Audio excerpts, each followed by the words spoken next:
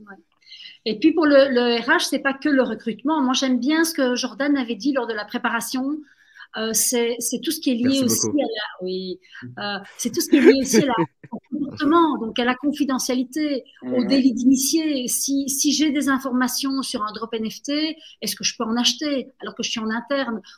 Qui définit ça? Donc la charte du comportement liée à pas au recrutement, mais à l'évolution du business model. Et ça, c'est plutôt le côté logistique compliance de Jordan, le cerveau organisé de Jordan qui avait pensé à ça. Et je trouvais ça intéressant parce que c'est aussi des points de réflexion pour la transformation du métier RH. Moi, si je peux rebondir sur ça rapidement, hein, moi, je pense que ça dépend aussi de la taille de l'entreprise parce que c'est des considérations qui commencent à être coûteuses quand même, essayer de mettre en place ce genre de système. Si tu veux, ça, c'est typiquement d'expérience, un truc, on peut passer des heures à trouver un système hyper cool de compliance, de charte d'éthique, un truc. Après, c'est comment est-ce que tu l'appliques? Comment est-ce que tu le fais respecter et comment est-ce que tu monitores son application? Donc, encore une fois, ça revient au point précédent, c'est très énergivore en termes de ressources, quoi.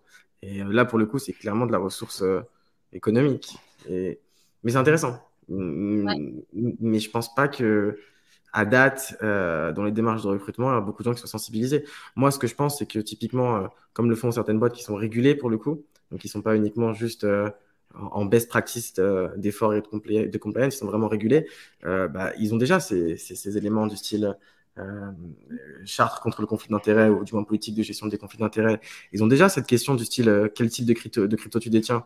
Il y en a certains qui demandent même le wallet en fait. Donc, mais c'est complexe, tu vois. C'est des réflexions qui viennent pour le coup, qui viennent à la fois purement de chez nous, mais purement de la réglementation aussi. Donc, c'est pas évident. Et tu as aussi une question de privacy, quoi. Parce que demain, forcer une entreprise dans le cadre d'un recrutement à forcer un employé à divulguer son wallet, c'est un peu une entrave à la vie privée. Enfin, ça, c'est mon avis, quoi, hein. C'est un peu border. C'est comme si je te forçais à me montrer ton compte bancaire tous les jours sous prétexte que je suis un employeur. T'as des vraies questions qui vont un peu plus loin quand même, je trouve. Mais c'est intéressant à réfléchir.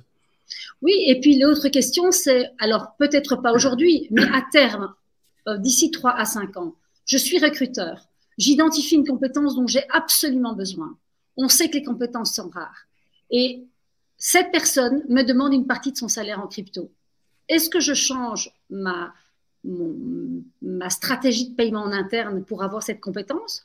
Est-ce que je l'oblige à plier? Est-ce que c'est moi qui m'adapte parce que c'est le premier, mais il y en a d'autres qui vont suivre? Et donc, en fait, c'est là qu'on se rend compte qu'en fait, le Web3, c'est quelque chose un peu comme ça aujourd'hui, ça paraît le truc à la mode. Mais en fait, c'est une transformation profonde. Ici, on parle de la verticale RH aujourd'hui, mais en fait, même dans cette verticale RH, ça a des ricochets. Et donc, tout est lié. Et moi, j'aime à dire qu'en fait, c'est la suite logique de la transformation digitale des entreprises. En fait, on a commencé la transformation digitale avec les réseaux sociaux. On a été obligé, grâce aux réseaux sociaux qui ont impacté les comportements, de faire des stratégies e-commerce pour plein d'industries, ou en tout cas une présence en ligne.